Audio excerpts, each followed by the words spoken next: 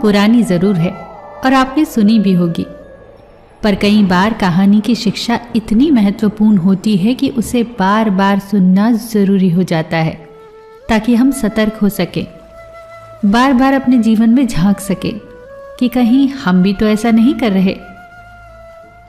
भगवान ने जब इंसान की रचना की तो उसे अपनी यात्रा आरंभ करने से पहले 2 पोटलियां दी और कहा, एक पोटली तुम आगे की तरफ लटकाना और दूसरी पोटली कंधे के पीछे की तरफ।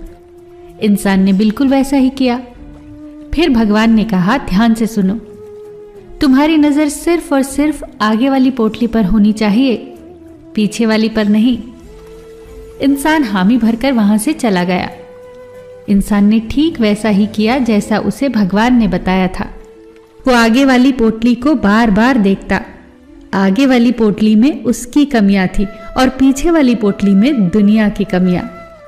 वो जब भी आगे वाली पोटली को देखता तो उसे अपनी कमियां नजर आती। वो एक एक करके अपनी कमियां सुधारता गया और उसकी तरक्की होने लगी। वो बहुत अच्छा इंसान बनता गया, बेहतर से बेहतर, खुशहाल होता गया। उसने कभी भी पीछे वाली पोटली पर नजर तक नहीं डाली। एक बार वो तालाब के किनारे नहाने के लिए रुका। उसने दोनों पोटलियां तालाब के किनारे छोड़ दी।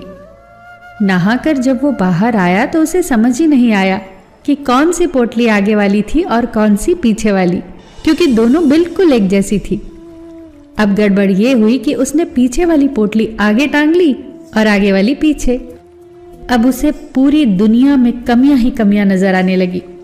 ये ठीक नहीं, वो ठीक नहीं, बच्चे निकम्मे हैं, पड़ोसी बेकार हैं, सरकार बेकार है। जहां देखो वहां कमियां। अब वो हर जगह कमियां ढूंढने लगा सिवाय खुद के, क्योंकि उसे भगवान की वो बात याद थी कि नजर सिर्फ आगे वाली पोटली पर रखना। अब बेचारे का बहुत बुरा परिणाम होने लगा। वो पतन की तरफ बढ़ने लगा। नकारात्मकता ने उसे घेर लिया। हर इंसान उसे बुरा लगने लगा। उसकी दुनिया नर्क बनने लगी। अब उसे समझ नहीं आ रहा था कि आखिर चक्कर क्या है।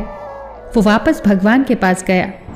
भगवान ने उसे समझाया कि जब तक तेरी नज़र खुद की कमियों पर थी, तू तरक्की कर रहा था, क्योंकि तू खुद को सुधार रहा था।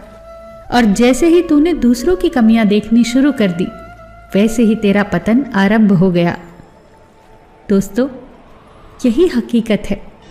जब जब हम अपनी उंगलियां दूसरों पर उठाएंगे, तब तब हम केवल और केवल अपना ही नुकसान करेंगे।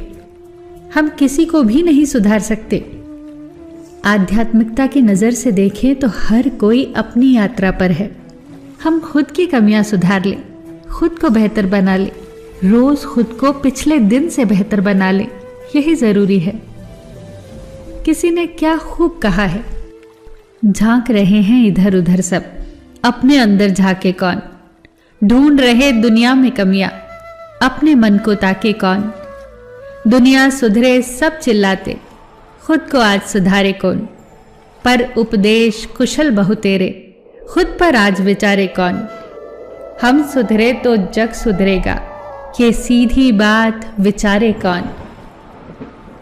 फिर मिलेंगे दोस्तों अगली कहानी के साथ।